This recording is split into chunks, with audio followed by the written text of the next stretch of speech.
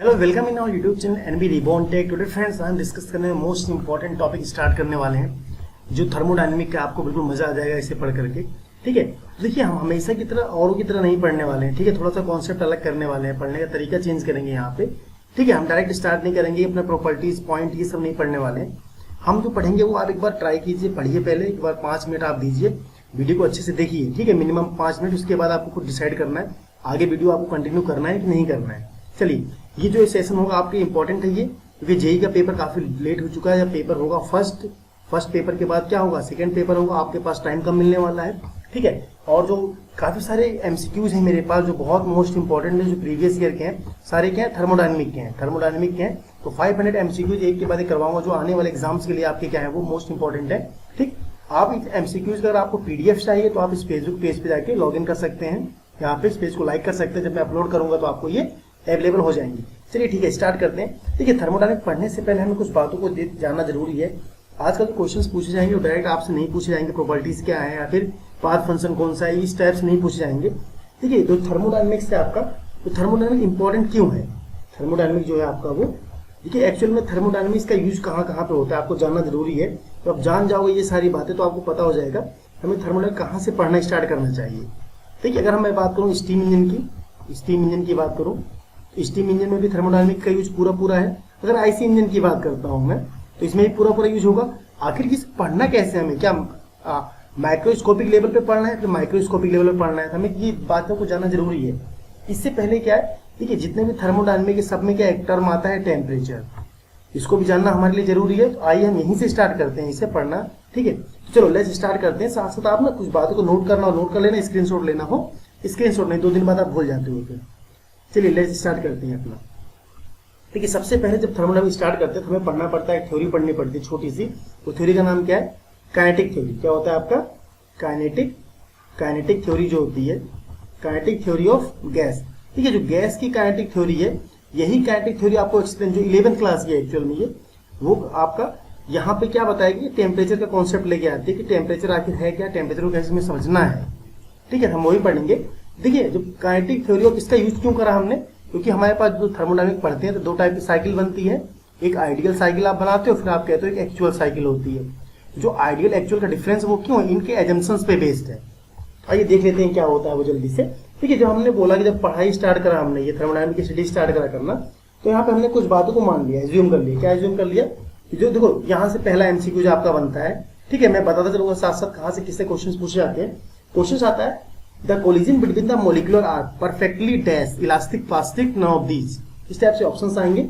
हमेशा आपको याद रखना है कि जो मॉलिक्यूल का कोलिजन है, कोलिजन ऑफ मॉलिक्यूल्स, जो कोलिजन ऑफ मॉलिक्यूल्स होता है वो हमेशा कैसा होता है आपका, जो कोलिजन ऐसा ही कोलिजन ऑफ मॉलिक्यूल है वो हमेशा कैसा होता है, इलास्टिक होता है। कैसा होता है, परफेक्टली इलास्टिक होता है।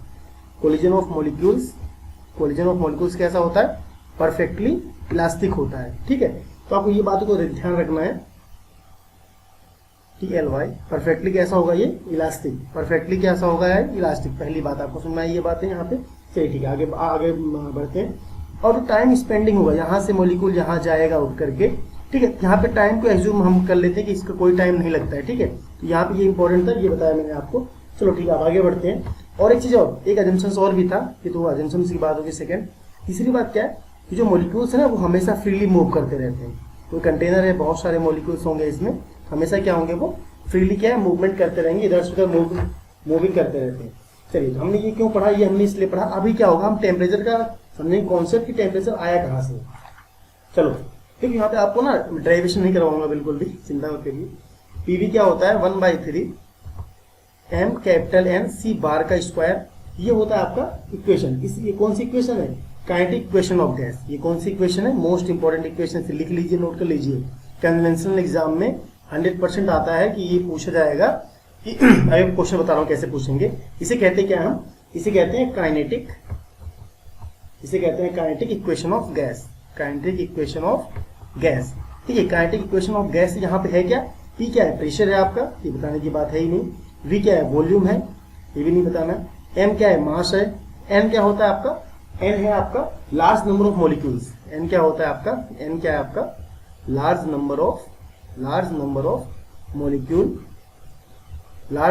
मॉलिक्यूल्स। ठीक, अब C बार क्या होता है आपका तो सी बार लिखा हुआ है मीन स्क्वायर स्पीड है। क्या है ये? Mean square speed. अभी इन पे कभी ये पूछता है कि मीन स्क्वायर स्पीड निकालो, तो उसके लिए फॉर्मूला आपको पता होना चाहिए, मीन स्क्वायर वेलोसिटी या फिर स्पीड। ठीक है, मीन स्क्वायर आपका वेलोसिटी हो गया सी बार। ये है kinetic equation of gas.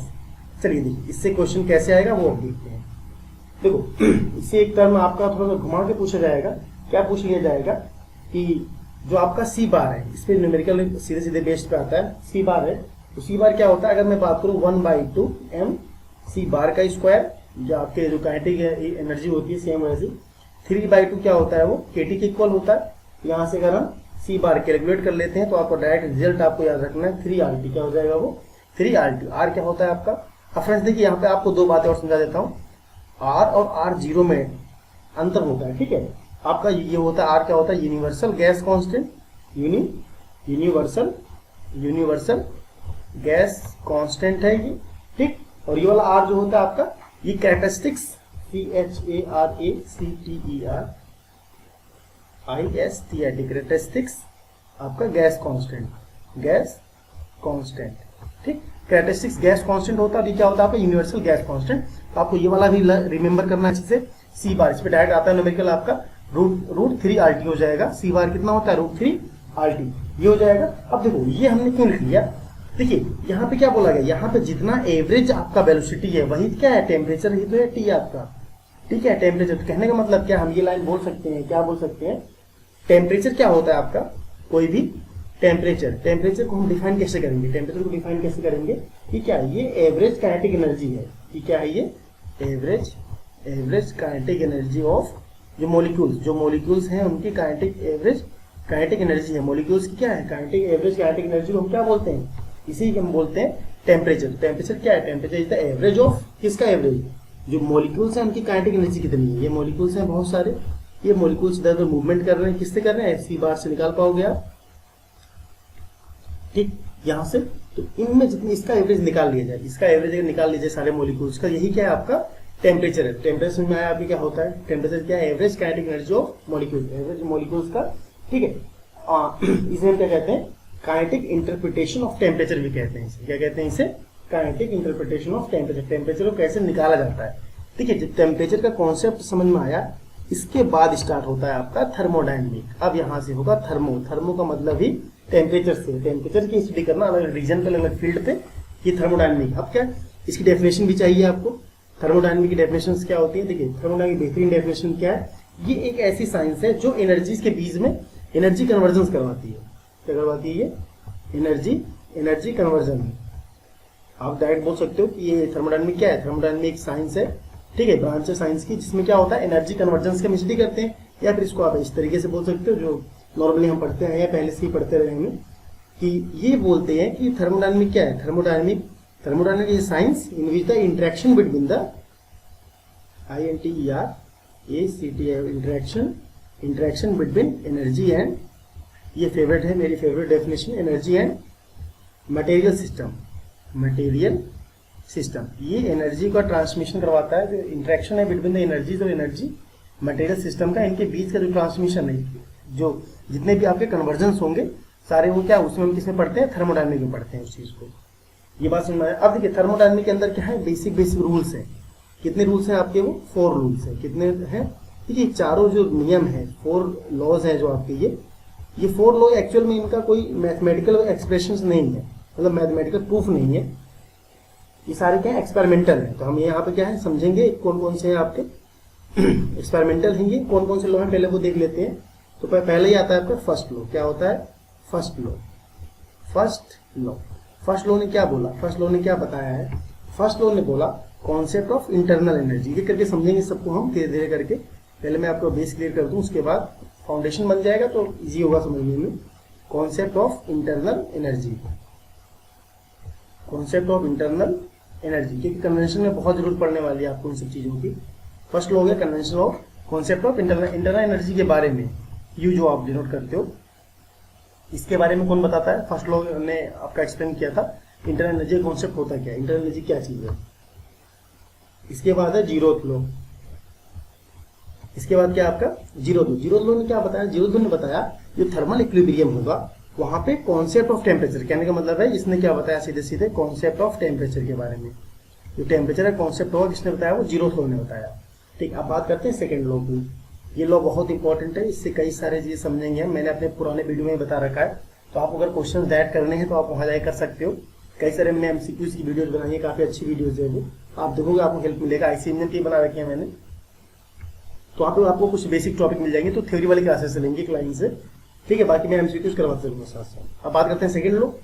Second law क्या है, सेकंड लॉ को हम क्या बोलते हैं, ये बोलते हैं कि आपका एंट्रोपी का, इसने बोला कि एंट्रोपी क्या चीज है। एंट्रोपी का कॉन्सेप्ट लेके आए थे कौन, सेकंड लॉ। एंट्रोपी होता है क्या, तो ऐसे एंट्रोपी क्या, state of disorder, state of disorder, कहने का मतलब डिसऑर्डरनेस ऑफ मॉलिक्यूल्स, मॉलिक्यूल्स का डिसऑर्डरनेस कितना है उसे क्या बोला जाएगा, उसे बोला जाता है आपका एंट्रोपी। एंट्रोपी है क्या एक्चुअल में, एंट्रोपी है स्टेट ऑफ डिसऑर्डर। कैसे है वो बोला, किसने बताया था, वो बताया था आपका सेकंड लॉ। अब लास्ट क्या है, फोर्थ लॉ क्या है आपका, ये इसे बोला जाता है थर्ड लॉ।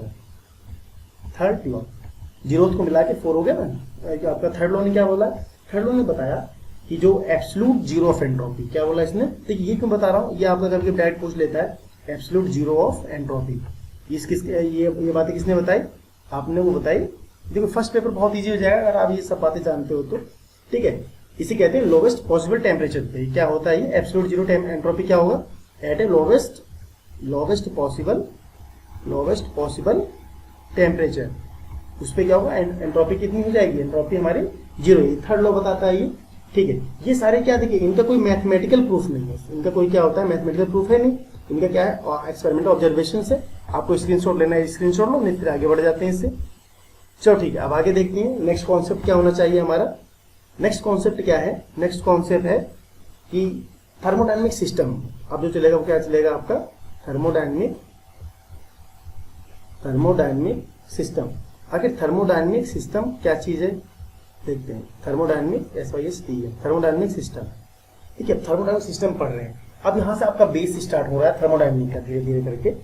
तो सबसे पहले सिस्टम, ये वर्ड जो सुनते हो आप इससे क्या समझते हो, आपने अभी तक क्या समझा है मुझे नहीं पता, अब क्या समझना है वो देखो जरा। सिस्टम, सिस्टम से क्या मतलब है, सिस्टम से मतलब क्या है कि कोई भी एक ऑब्जेक्ट है, उसका जितना लोकल इन्वायरमेंट है, जितना उसका लोकल इन्वायरमेंट है वही क्या होता है आपका सिस्टम होता है। वो क्या होता है उसका सिस्टम है, लिख देता हूँ यहाँ पे मैं, ये इसका क्या है सिस्टम है। ये कोई भी जो लोकल इन्वायरमेंट होगा वो क्या होगा उसका सिस्टम होगा। कहने का मतलब है सिस्टम क्या होगा, ये सिस्टम होगा जो फाइनाइट क्वांटिटी ऑफ मैटर होगा, जो क्या होगा finite quantity of matter, MATTER matter. और इसे हम क्या दूसरा नाम क्या बोल सकते हैं, प्रिस्क्राइब्ड, पहले से ही जो स्क्राइब्ड है, प्रिस्क्राइब्ड रीजन ऑफ स्पेस, ठीक है। जो हमारा जितना डिसाइड किया गया इतना ही है, तो वो क्या हो जाएगा आपका, वो हो जाएगा आपका प्रिस्क्राइब्ड रीजन ऑफ स्पेस। इसे हम कहेंगे सिस्टम। अब सिस्टम से बाहर क्या हो जाएगा, सिस्टम से बाहर क्या होता है बाउंड्री। सिस्टम से बाहर क्या होगा, सिस्टम से जो बाहर होगा वो क्या होगा आपका बाउंड्री। सिस्टम से बाहर क्या चाहिए है, बाउंड्री। ये जो है आपका ये सिस्टम से, ये जो लाइन दिख रही है, ये लाइन आपकी कौन सी, ये लाइन जो दिख रही है वाली लाइन, ये बाउंड्री है। क्या लाइन है आपकी, बाउंड्री। अब यहाँ पे अगर आप इससे बाहर बाउंड्री के इधर देखोगे तो क्या बोला जाएगा इसे, सराउंडिंग। क्या बोला जाएगा इसे, सराउंडिंग। इसे बोला जाएगा आपका सराउंडिंग। इस तरफ आ गया ये, इसे बोला जाएगा सराउंडिंग। ये बात समझ में आया आपके। ये आपका क्या हो गया, बाउंड्री हो गया, DARY, बाउंड्री हो गया आपका। उसके बाद ये क्या है, सराउंडिंग। अब देखो सिस्टम हो गया आपका। सिस्टम क्या चीज बोला गया, बाउंड्री क्या होता है, ये क्या है, ये एक्चुअल या फिर हाइपोथेटिकल। बाउंड्री क्या होता है आपका, बाउंड्री क्या चीज है एक्चुअल आपका, बाउंड्री क्या है, ये एक्चुअल या फिर हाइपोथेटिकल क्या इन्वेलप है। ये क्या है, ये एक्चुअल या फिर हाइपोथेटिकल इन्वेलप है, ये जिससे बताता है कि सिस्टम और सराउंडिंग में क्या डिफरेंस है, उसे बोला जाता है आपका बाउंड्री, ठीक है। ये क्या है आपका इन्वेलप है, इन्वेलप है। ये कैसा है, ये एक्चुअल भी है आपका और हाइपोथेटिकल, दोनों में से कोई एक हो सकता है, ठीक। वो बताता है कि कैसा है ये। तो आपका ये बाउंड्री क्या है, सिस्टम और सराउंडिंग में डिफरेंस पैदा कर देता है, अलग अलग अंतर स्पष्ट कर देता है। चलो ठीक है, आगे बढ़ते हैं अभी से। अब देखते हैं कि सिस्टम आखिर कितने टाइप के सिस्टम्स होते हैं, कितने टाइप के सिस्टम होंगे, हम समझेंगे इसे। अब देखो बाउंड्री रियल भी होती है, इमेजिनरी भी होती है, ठीक है। तो समझेंगे पहले अगर हम आपका एग्जाम्पल दें, समझ भी साथ साथ समझ लेते हैं रियल और इमेजिनरी क्या होता है। सिलेंडर पिस्टन का एग्जाम्पल देखते हैं। दो वॉल्व है, दोनों अभी क्या है, ये बंद है, इनलेट और आउटलेट वॉल्व है, दोनों के दोनों बंद है। ये क्या लगा हुआ आपका, सिलेंडर में पिस्टन लगा हुआ है, पिस्टन लगा हुआ है ये, ठीक है। पिस्टन में जितना ये वाला पार्ट जो ये सिस्टम है उसका, ये सिस्टम है, और इसकी बाउंड्री कैसी हो जाएगी, इसकी बाउंड्री कैसी है, रियल है। कैसी बाउंड्री है इसकी, रियल बाउंड्री है, ठीक। अगर हम यही क्या करें, इसे हम ये रहा आपका पिस्टन सिलेंडर अरेंजमेंट दोबारा से बना देते हैं। दोबारा से बनाने के बाद पिस्टन सिलेंडर अरेंजमेंट है, ये वॉल्व बंद है। अब ये वॉल्व खोल दिया हमने, ये वॉल्व क्या कर दिया, खोल दिया। जैसे खोल दोगे क्या हो जाएगा, निकल के बाहर पहुंच जाएगा पूरा ऐसे करके। ये क्या हो गया आपका, अब ये इमेजिनरी बाउंड्री हो गई। कैसी बाउंड्री हो गई ये, इमेजिनरी बाउंड्री हो गई। कैसी बाउंड्री हो गई आपकी ये, इमेजिनरी बाउंड्री। ये क्या है, आप कवर करने लगा बाहर का, ठीक है। ये पिस्टन है, अभी वैसे ही सेम पिस्टन है, ये आपका सिलेंडर है पूरा, ये वॉल्व खुल गया तो क्या हो जाएगा, ये इमेजिनरी बाउंड्री हो जाएगी। चलिए अब बात करते हैं सिस्टम्स की अपनी। सबसे पहला आता है आपका क्लोज सिस्टम। अच्छे से लगेगा आपको वही पढ़ने में, ठीक है, बेहतरीन। CLOSED, close system.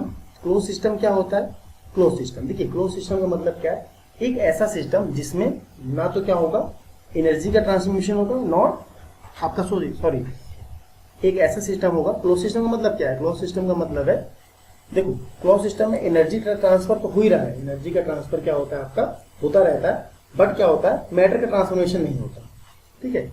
एनर्जी का ट्रांसफॉर्मेशन तो होगा ही होगा, ये एनर्जी का ट्रांसफॉर्मेशन होगा, लेकिन क्या होगा यहाँ पे, कोई मैटर का ट्रांसफॉर्मेशन नहीं होगा। मैटर जो है इसका ट्रांसफॉर्मेशन नहीं होगा। जो मैटर का ट्रांसफॉर्मेशन होगा ही नहीं तो एनर्जी का होगा। देखो जो ट्रांसफर कौन हो रहा है, मैटर का ट्रांसफर हो ही नहीं रहा है, एनर्जी क्या ट्रांसफर होती रहेगी। ऐसे सिस्टम में अभी जो एग्जांपल दिया था मैंने आपका, एग्जांपल लेंगे। देखो यहाँ पे वॉल्व क्लोज है, एयर जो इसके अंदर सपोज एयर भरा हुआ है अभी ना, एयर यहाँ भरा हुआ रहेगा, तो हॉट एयर है, एनर्जी तो ट्रांसफर हो ही रहा है, लेकिन क्या हो रहा है, जितना मैटर है आपका एयर जो है वो ट्रांसफॉर्मेशन नहीं हो रहा है, उसका ट्रांसमिशन नहीं हो रहा है उसका, ठीक है। तो यहाँ कहने का मतलब क्या है, क्लोज सिस्टम क्या होंगे, जहाँ पे एनर्जी का ट्रांसफॉर्मेशन होता है लेकिन मैटर का ट्रांसफॉर्मेशन नहीं होता, ठीक। अब बात करते हैं इसका हम, अब बात करेंगे हम कि ओपन सिस्टम क्या होता है। ओपन सिस्टम क्या होगा, ओपन सिस्टम जिसमें होगा कि मैटर का फ्लो तो होगा ही, मैटर का फ्लो होगा, साथ साथ क्या होगा, एनर्जी का भी फ्लो होगा। यहाँ पे इसमें क्या होता है, एनर्जी का तो फ्लो होगा ही होगा, साथ साथ क्या होगा, मैटर का भी फ्लो होता रहता है इसमें। वही है, एक आप सिलेंडर पिस्टन लगाया हमने, ओपन कर दिया, इसे ओपन कर दोगे तो क्या हो जाएगा, आपका मैटर का ट्रांसफॉर्मेशन हो रहा है, आपका भी एनर्जी का तो हो ही रहा है, ठीक है। थर्ड नंबर पे क्या आता है आपका, आइसोलेट। यहाँ पे इंपॉर्टेंट चीज बताऊंगा अभी आपको, आइसोलेट सिस्टम और आपका आइडियाबैटिक सिस्टम में डिफरेंस क्या होता है। आइसोलेट में क्या होता है, अब आइसोलेट का मतलब क्या हो गया, ऐसा सिस्टम है जो ना तो एनर्जी, नाइदर एनर्जी, ना तो एनर्जी का ट्रांसफॉर्मेशन होता है यहाँ पे, नाइदर एनर्जी, और नॉट क्या होता है, मैटर को ट्रांसफर करता है, कोई चीज को ट्रांसफॉर्मेशन नहीं करता है ये, ठीक है, इन्वायरमेंट के साथ। ये आपका क्या होता है, आइसोलेट। कहने का मतलब क्या है, अगर मैं इन्हें क्लासीफाई कर दूं एक सिंपल चीजों में, तो सिंपल चीजों में क्या बन जाएंगी, ये तीन सिस्टम हो गए आपके, ठीक है। ये हो गया आपका, देखो यहाँ पे क्या है, एनर्जी, ये एनर्जी, यहाँ पे क्या है, मैटर। तो फर्स्ट क्या है, एनर्जी का ट्रांसफॉर्मेशन, पहले वाले में एनर्जी का ट्रांसफॉर्मेशन होता है, इसमें एनर्जी का होता है, इसमें नहीं होता है। ओपन की बात करें, क्लोज की बात करें तब, ठीक, पहला क्लोज की बात करें, ये क्लोज की बात करें तब। सेकेंड वाले ओपन की बात करेंगे, इसमें मैटर का नहीं होता, इसमें होता है, इसमें दोनों होते हैं, इसमें क्या होता है, कुछ भी नहीं होता, ठीक। अब एक बात कर लेते हैं आइडियाबैटिक की। आइडियाबैटिक क्या होता है आपका, उसकी बात करते हैं, समझते हैं क्या है, देखते हैं।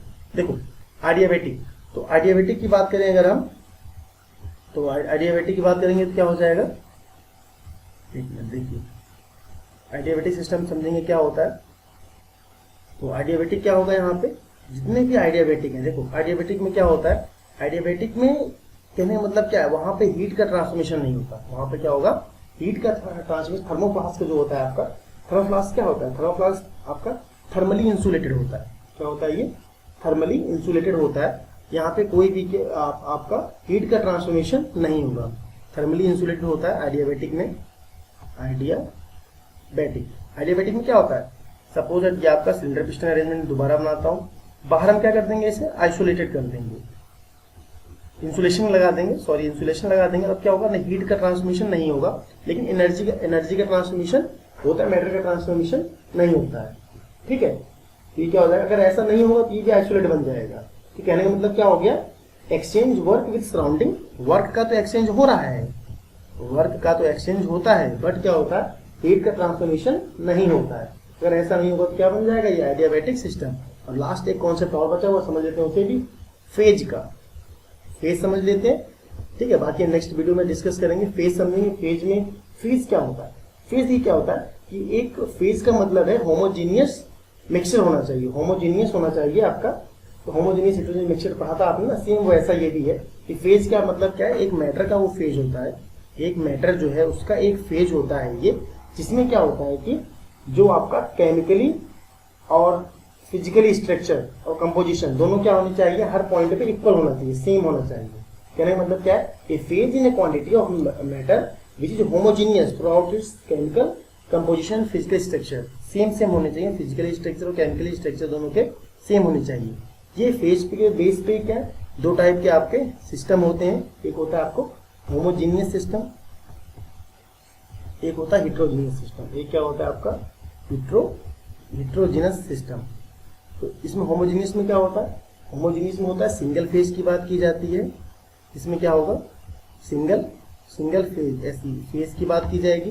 इसमें क्या होंगे, एक से अधिक टू और मोर फेजेस की बात की जाती है, टू और मोर फेज की बात की जाएगी। ये इंपॉर्टेंट है, पेपर में पूछ लेते हैं इससे कि हिट्रोजीनियस में कितने फेज होते हैं, तो आप बोलोगे 2 से ज्यादा फेज होते हैं, और इसमें होमोजीनियस में कितने होते हैं, सिंगल फेज होते हैं। ठीक, यहाँ तक आपने डिस्कस किया, हम आगे नेक्स्ट और भी ऐसे करेंगे। आपको कैसा लगा आप कमेंट करके बताइए, आपको अच्छा समझ में आ रहा है नहीं आ रहा है समझ में। Thanks for the watching and text, thank you.